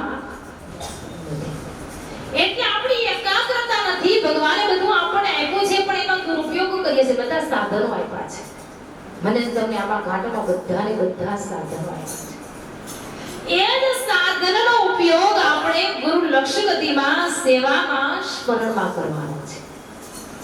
અને નિસ્વાર્થ કરજો, કોઈ દી સ્વાર્થ રાખતા હૃદયમાં રાખજો. સેવા કરો તો હૃદય પટમાં પેક કરી દેજો, સ્મરણ કરો તો હૃદયમાં રાખજો. આ કોઈને કહેવાનું નથી. પણ કોઈ ખરાબ કરતું હોય, કોઈ અયોગ્ય રસ્તે જતું હોય, કોઈના અવગુણ હોય તો એને સુધારવા પ્રયત્ન કરજો. પણ સેવા અને સ્મરણ તમારા હૃદયની અંદર ઉધારી દેજો, પી જાજો. આ પીવા જેવી લક્ષણા છે, કેવા જેવી નથી. અને કેવા જેવી લક્ષણા ગ્રાહ્ય પરમ ગુરુએ બતાવી છે. કોઈ કુલક્ષ હોય, કોઈ કામી હોય, કોઈ ક્રોધી હોય, કોઈ વ્યસની હોય, કોઈ અવળે રસ્તે ચાલતો હોય તો એને તમે સંદેશો તમારા અંતરનો આપજો અને એને સદમાર્ગે લઈ જાજો. આ તમારી સુલક્ષણા છે. આ તમારો એક ગુરુ ધર્મ છે. અને આ ગુરુની ગતિ જેને પ્રાપ્ત કરી છે એ જ દયાળુ કે છે બધી જ કૃપાઓને મેળવી શકે છે. પછી એને કોઈ કૃપા બાકી રહી શકતી. પહેલી કૃપા એક સદગુરુની છે. ચૈતન્ય સદગુરુ જ્યાં મળે ને ત્યાંની કૃપા ન તમે પ્રાપ્ત કરો, અકૃપા પ્રાપ્ત કરી લેજો ત્યારે તમને ક્યાંય સ્થિરતા રહે. પહેલી કૃપા એક ગુરુ કૃપા છે. અને ગુરુની રીત મળી જાય, ગુરુની ગતિ મળી જાય ત્યારે સમજી લેજો હવે કોઈ રીત આપણાથી દૂર, કોઈ રીત દૂર નથી. કોઈ એવા સંતની ગતિ મળી જાય, કોઈ એવા સદગુરુની ગતિ મળી જાય, કોઈ એની રીત મળી જાય ક્યારે મેળવી શકાય? હનુમાનજી એવું કામ કર્યું હતું ને ત્યારે રામની રીઝ મેળવી શક્યા હતા. તોય કહેતા હતા મારી પાસે હું કાંઈ કરતો નથી, કરતો કરનારો કરાવનારો કોક છે. એવી કૃપા જ્યારે તમે મેળવી શકો ને દાસના દાસ બની જાઓ ત્યારે એ સૈતન સદગુરુની રીઝ તમને મળે છે. એ સંતની કૃપા એને કૃપા કહેવાય છે. એની રીઝ તમે મેળવી લો. કોઈ પણ પ્રકારે મેળવો, સેવા કરીને મેળવો, સ્મરણ કરીને મેળવો, ધ્યાન કરીને મેળવો, કોઈ પણ પ્રકારે એની રીઝ મેળવી શકાય. એક માર્ગને અપનાવો એટલે તમે એની રીઝ મેળવી શકો. પણ પગથિયું તમારું પહેલું રીઝ મેળવવા માટે દયાળુ કે છે એના માટે પાહોશ તૈયારી હોવી જોઈએ. અને ઈ તમે રીઝ મેળવી લો એટલે તમને ગુરુની ગતિની ગમ પ્રાપ્ત થાય છે. એ ગુરુની ગમરૂપી ગતિ જ્યારે પ્રાપ્ત થાય, એ ગતિને પ્રાપ્ત કરી શકો દયાળુ કહે છે ત્યારે જ તમે આગળ માર્ગ ચાલવાનો રસ્તો મળે છે. એટલે દયાળુ સુંદર સંદેશો આપણને આપે છે કે સદગુરુ દાતા મોક્ષતા જાહેર જુગમાં જાણ શરણ ગયે જે જન પાયે પદ. સદગુરુ કેવા છે? દાતાર છે. દાતા છે, મોક્ષના દાતા છે. સદગુરુ દાતા મોક્ષતા. ઈ પાછા જાહેર જુગમાં જાણ. સદગુરુની ગતિને એનું માપ કોઈ ન કાઢી શકે. એક જ્ઞાની મહાપુરુષોની એક ગતિ, એક સદગુરુની ગતિ એનું કોઈ માપ કાઢી શકાય તેવું છે નથી છે. એને જ ગુરુ કહી શકાય છે. એને કોઈ જ્ઞાની પુરુષ કહી શકાય છે કે કયા પ્રકારથી જ્ઞાનનું કથન કરશે, કયા પ્રકારનો સંદેશો આપશે એનું કોઈ માપ કાઢી શકાય યથાવતું છે. તો એક જ્ઞાની મહાપુરુષો અને એક જ્ઞાની સદગુરુની એક કૃપા, બે કૃપાઓ રહેવાની છે. એની ગતિ અગાધ છે. અને એવા સંતોના શરણે આપણે જ્યારે જશું ત્યારે નથી આનું કે છે મોટામાં મોટું દુઃખ છે એને આપણે મિટાવી શકીશું. જન્મ અને મરણ એટલે કીધું છે ને મનસા માલની હોય જીરે બરોબર જાગતા નરને જાગતા નર સેવ તો તને મળે મુનિંજન દેવ મનસા માલની હોય જીરે બરોબર જાગતા નરને. એમાં કોઈ જાગેલા પુરુષનું શરણ તું સેવન કરી લે. પથ્થર પૂજે હરી મિલે તો મેં પૂજું મોટા પહાડ. ઈ પહાડ की सती बनत है पीस पीस जग खाए. મનસા માલની હોય જીરે બરોબર જાગતા નરને. જાગેલો કોઈ પુરુષ હોય એની ગતિને તારે મેળવવાની છે. સૈતન સદગુરુનું સાનિધ્ય અને ઈ સદગુરુની ગતિ એની રીત આપણે પાત્ર બનીને મેળવવાની. કશું જ કરવાનું નથી, માત્ર પાત્ર. આપણાની અંદર પ્રેમ છે, ઈ જ પ્રેમ ત્યાં આપવાનો છે. કાઈ વસ્તુ આપવાની નથી, ઘરબાર છોડવાના નથી, બાલ ગોપાલ કુટુંબ પરિવાર છોડવાના નથી, જંગલમાં જવાનું પણ કશું જ કરવાનું નથી. એક જ ગુરુની ગતિની રીત મેળવી લેવાની છે. એ રીત જો તમને મળી જાય તો જ દયાળુ કે છે મોટામાં મોટું એક દુઃખ જન્મ મરણ છે. નાનું દુઃખ નથી. નાનું દુઃખ હોય ને એ નાના ડોક્ટર થી મટી શકે, કોક નાનો હકીમ વૈદ હોય એથી મટી શકે. આપણે મોટું દુઃખ મટાવવું છે. જન્મ અને એ હકીમ, એ ડોક્ટર, એ વૈદ એ કેવો જોશે? એ હકીમ એક પાહોશ જોશે, એ હકીમ એક સાચો સંત જોશે, એ હકીમ એક કોઈ નિર્મળ વૈરાગી સદગુરુ જોશે. અને એ નિર્મળ વૈરાગી કોઈ સંતને સદગુરુની ગતિ પ્રાપ્ત થાય ને ત્યારે જ આપણે મોટા દુઃખને દર્દને મિટાવી શકીએ. નહીતર મિટાવી શકાય નહીતર 12 લાખ બાજીગર, 13 લાખ તુંબડિયા, 2 લાખ રાગીર, 5 લાખ વૈરાગી, એમાં કોઈ વિરલા ને લહેરા આમાં તો બધાય છે. બાજીગરો છે, બાજી ખેલવા વાળા છે. એટલે ધ્યાન છે એમાં કોઈક વિરલ પુરુષ એવો અંકુરી વૈરાગી કોઈ આરાધન કરતો હોય સદગુરુની, કોઈ ઈશ્વરીય ગતિને પ્રાપ્ત કરતો હોય એવા મહાપુરુષના શરણની ગતિને માનવ ઘાટથી પ્રાપ્ત કરી આ માનવ જીવન એક સાર્થક બનાવી લેવાનું છે. અને માનવ જીવન બને તમને અમૂલ્ય મળ્યું છે એનું મૂલ્યાંકન કરી શકાય તેવું નથી. એટલે ત્યારે માનવ ઘાટને સુંદર રીતે બિરદાયો છે. માનવ ઘાટને એટલો બધો બિરદાયો છે કે માનવ ઘાટનું મૂલ્યાંકન આપી શકાય તેવું આ માનવ કાયા મને તમને જે પાત્ર મળ્યું છે અને એ પાત્ર મળ્યા પછી એક સામ્રાજ્ય પરમ ગુરુનું શરણ મળવું એ દુર્લભ છે. અને પરમ ગુરુનું શરણ મળ્યા પછી સંતની સેવા અને સદગુરુનું સાનિધ્ય મળવું એ અતિ દુર્લભ છે. તો આપણા કેટલાય જન્મો જન્માંતરના એ પાપ નાશ થાય, સંચિત પ્રારબ્ધ કર્મ જ્યારે બળીને ભસ્મ થાય ત્યારે જ એક પરમ ગુરુનું એક શરણ પડી શકે. એમને આપણે કેવલ શબ્દ કાને અથડાય, કેવલ લક્ષના અધિકારી એમને ન બની શકાય. એવા સામ્રાત સદગુરુને સેવી, એવા સામ્રાત સદગુરુનું શરણું ત્યારે પડી શકે છે. કેટલાય જન્મો જન્માંતરથી આપણી જીવની ભક્તિ હોય, આરાધન કરતો હોય, તપસ્યા કરતો હોય ત્યારે માનવ ઘાટ મળે. એ માનવ ઘાટ મળ્યા પછી એને પરમ ગુરુનું શરણું મળી શકે છે. બધાયના શરણો મળ્યા છે. પણ યાડું કહેશે બે મુદ્દાનો લક્ષ વિશ્વની અંદર પરમ ગુરુ લેવા છે. આપણે એની જાણ થાય છે કે દેવ શું છે, દાનવ શું છે, માનવ શું છે, પશુ પંખી ઇતર યોનિઓ કઈ છે અને માનવ પાત્ર શું છે, આની બધાનું જ્ઞાન એક પરમ ગુરુ આપણને સજાણ જાણગતિ દ્વારા આપે છે. કે આ બધી વસ્તુ ક્યાં સુધી છે, કેવી સ્થિતિ છે, આ બધાના આર્બલ ક્યાં સુધી છે, બધાનું જ્ઞાન ક્યાં સુધી છે, બધાની ભૂમિકાઓ કઈ કઈ જુદી જુદી ભિન્ન છે, આપણને એ લક્ષ્ય પરમ ગુરુ બતાવે છે. પછી કોઈ સિદ્ધાંત દયાળુ બાકી રહેવા દેતા બધાના જ્ઞાનની હદ બતાવ્યા પછી, બધાના જ્ઞાનના માર્ગનું જ્ઞાન બતાવ્યા પછી છેલ્લામાં છેલ્લો લક્ષ્ય એક દયાળુ કે હું તમને એનો સિદ્ધાંત પણ હવે બતાવી દઉં છું ને એ લક્ષ્યના અધિકારી તમે બની જાઓ તો પછી દયાળુ કે જન્મો જન્માંતર કોઈ દિવસ તમારે આ 84 લાખ યોનિની અંદર ભટકવું પડતું નથી. એનું ભટકણ બતાવી દઉં છું. એટલા માટે સંસારની અંદર રહેવા માટે રામાયણ છે. અને તમે જો જગતની અંદર આવી અને કુટુંબ ને પરિવારની અંદર જો વ્યવસ્થિત ન રહેવું એના માટે મહાભારત છે. કારણ કે એમાં ઝઘડા અને પક્ષાપક્ષીનો સિદ્ધાંત બતાવ્યો છે.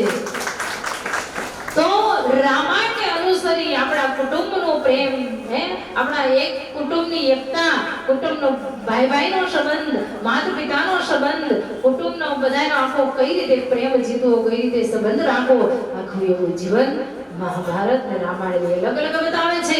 એક રામાયણના સિદ્ધાંતને અનુસરી અને આપણું માનવ જીવન જો વ્યતીત થતું હોય તેવા સદગુરુની કૃપા આપણી ઉપર અવિરત હોય છે. એવી ગુરુ કૃપા આપણા માટે અવિરત હોય છે. અને એવા જ સદગુરુનું સાનિધ્ય જ્યારે મળે ત્યારે જ આપણે સોહંગ લક્ષ્ય ગતિનો લક્ષ્ય આપણે પ્રાપ્ત થાય છે. અને એ લક્ષ્યને આપણા ઉરમાં ધારણ કરી અને અહોનિશ ધ્યાન કીધું છે. ગુરુ લક્ષ્ય લીધા પછી આપણે જીવનની અંદર નિયમ છે કે 5 વાર જપો, 10 વાર જપો અને એ નિયમ જ્યારે જપીશું ત્યારે જ આપણે ગુરુનું ઋણ અદા કરી શકીશું, ગુરુ લક્ષ્ય ગતિને પ્રાપ્ત કરી શકીશું. અને માનવ જીવન અંત વેળા આવી જાય ત્યારે આપણે એનો ખજાનો, એની ગતિને આપણે પ્રાપ્ત કરી શકીએ છીએ. એવું જ્ઞાન પરમ ગુરુ આપણા માટે અથા લેવા છે. 18 ધર્મ ગ્રંથો આપણા માટે પરમ ગુરુ મૂકી ગયા છે. એક જ ચોપાઈ આપણે એનો ઉકેલ ન કરી શકીએ એવી અથાહ છે, અગાધ છે. તો એવી દયાળુ 18 ધર્મ ગ્રંથોની અંદર સાખીઓ, શબ્દો અને ચોપાઈઓ દ્વારા આપણે જ્ઞાન આપી અને પરમ ગુરુ કરુણા સાગર આપણા માટે 18 ધર્મ ગ્રંથોનો સંદેશો એ માનવો માટે જ મૂકીને ગયા છે. એ માનવ જ એને અપનાવી શકે અને માનવ જ એનું અધ્યયન કરી શકે, માનવ જ એનો અભ્યાસ કરી શકે અને માનવ જ અભ્યાસ કર્યા પછી ગુરુ ગતિ પ્રાપ્ત કરી શકે. અને ગુરુ ગતિ પ્રાપ્ત કરે તો જ દયાળુ કે છે પોતાના સ્વરૂપ લક્ષ્ય ગતિને પ્રાપ્ત કરી અને મોટામાં મોટા દુઃખને મિટાવી શકાય છે, નહીતર મટી શકે તેવું નથી. તો એવું જ્ઞાન વિશ્વની અંદર આવી પરમ ગુરુ આપણા માટે લેવા છે. એટલે દયાળુ કીધું છે કરણ લગે વિચરણ વિવિધ કરતા અંશ તેહી ભાવ. તમારો ભાવ ચૈતન્ય ભાવ જ્યારે થઈ જાય ત્યારે કોઈ જળ વસ્તુના ભાવની અંદર તમે દયાળુ વિશે રોકાઈ શકતા નથી. કારણ તમને અંતર્ગતિનો લક્ષ્ય પ્રાપ્ત થાય, ગુરુની કૃપા પ્રાપ્ત થાય ત્યારે તમારો ચૈતન્ય ભાવ થાય. અને ચૈતન્ય ભાવ જ્યારે થાય ત્યારે તમને કોઈ કુદ્રષ્ટિ, કુવસ્તુ, કુપાત્ર રૂપી વસ્તુ તમને દેખાતી નથી. માત્ર તમને ચૈતન્ય અંશો દેખાય છે. તમારા અંતરપટથી તમે માત્ર એવું વિલોકન કરી શકો કે આ કૈવલ કરતાના અંશો છે. ઘાટને કોઈ દિવસ તમે જોતા નથી. એ અગાઢ વસ્તુનો લક્ષ્ય એની કૃપાથી જ આપણે પ્રાપ્ત કરી શકીએ છીએ અને એની ગતિથી જ આપણે પ્રાપ્ત કરી શકીએ છીએ. એવું જ્ઞાન વિશ્વની અંદર આવી હંમેશના માટે આરાધન કરવાનું છે, સ્તુતિ કરવાની છે. અબ તુમ તે લક્ષ્ય રખો પ્યાસુ તો હમ સદા તુમારી પાસુ. મોહેર મંત્ર જેનો રસ હોય શરકુ ધીમે હી જાપ સકલ મેં સમર્થ. ઉદયાળો બેન તમને સમજાય.